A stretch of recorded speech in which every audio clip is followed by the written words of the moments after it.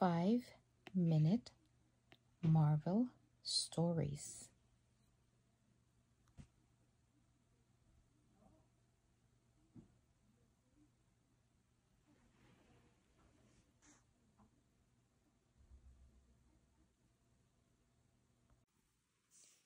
Marvel, The Uncanny X-Men. The X-Men's First Mission. Professor Charles Xavier showed the Uncanny X-Men his new invention, a machine called Cerebro. This device was able to locate other mutants with special powers, such as the X-Men. The X-Men used their mutant abilities to help people, but one mutant, Magneto, was using his powers for evil. Professor X knew Magneto, and he told the X-Men their story. His name was once Eric Magnus, and he used to be a good friend of mine. He was one of the first mutants I ever met, Professor X explained. He and Magnus once defeated an evil human named Baron von Strucker, who wanted to use his wealth to conquer and destroy. After meeting the Baron, Magnus felt this proved humans were inherently bad.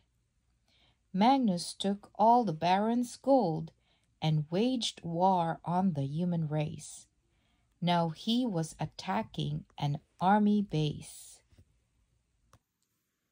The X-Men were ready for their first mission as a team and were excited to use their powers for good. They knew they had to stop Magneto and protect the innocent. Professor X sent them off and wished them luck.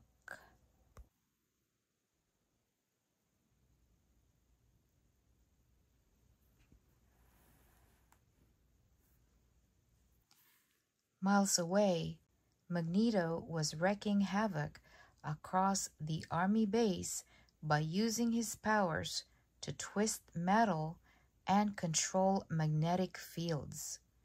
The army tried to fight back with tanks and missiles, but they were useless against the evil mutant. Soldiers were hiding and running for cover, and that's when Magneto addressed the troops. "I am Magneto," he began, "and I claim this base in the name of mutant kind." Just then, the X-Men arrived. The X-Men sprang into action. They wanted the soldiers to see that mutants could also be good. They saved the soldiers and attacked Magneto. But defeating Magneto wasn't going to be easy. He had very strong powers. When Cyclops shot an optic blast at Magneto, nothing happened. Cyclops opened his ruby quartz visor even wider and used the full power of his blast, but Magneto sent metal objects to block Cyclops' attack.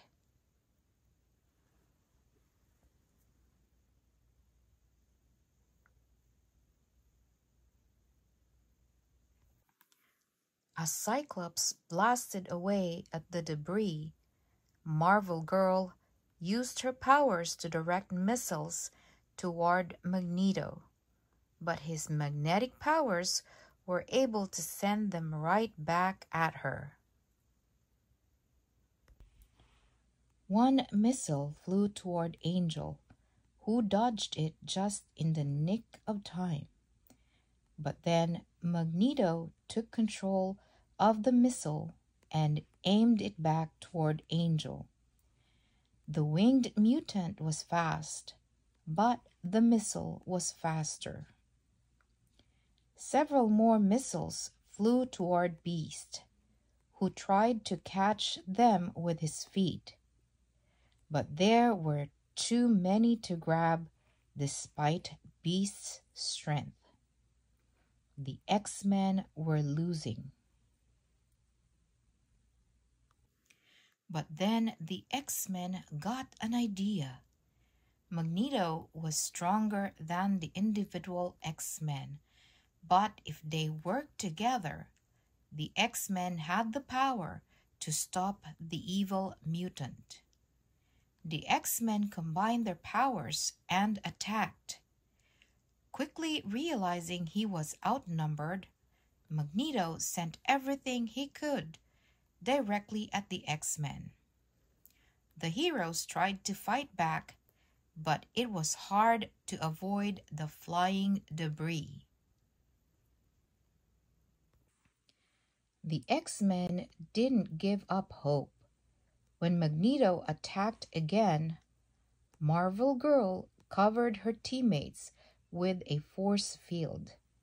Magneto's attacks were useless now. So instead, Magneto decided to escape. When they returned to Professor X, the X-Men told him how disappointed they were about letting Magneto get away. On the contrary, the professor said, "I'm very proud of you for stopping the attack and for saving the soldiers." Professor X continued, "Magneto wasn't strong enough to fight you all at once. You did what you set out to do. You stopped the attack and saved innocent people. All of you have done an excellent job."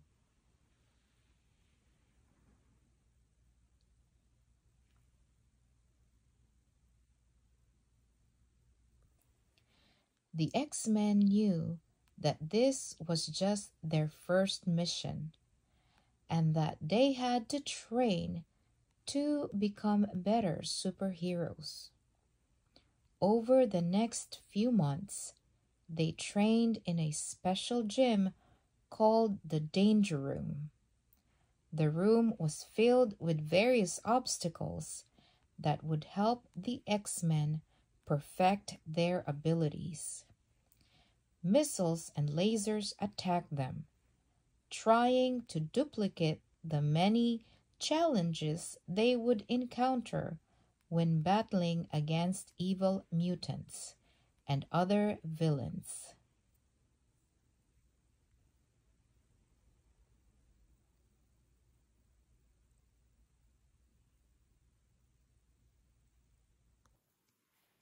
And while his students trained, Professor Xavier used Cerebro to keep a constant watch for good mutants who could join their team, and evil mutants that would need to be defeated. He also kept a close eye on his one-time friend and now enemy, Magneto. Professor X knew the team would have to fight him again, and when they did, the Uncanny X-Men would be ready.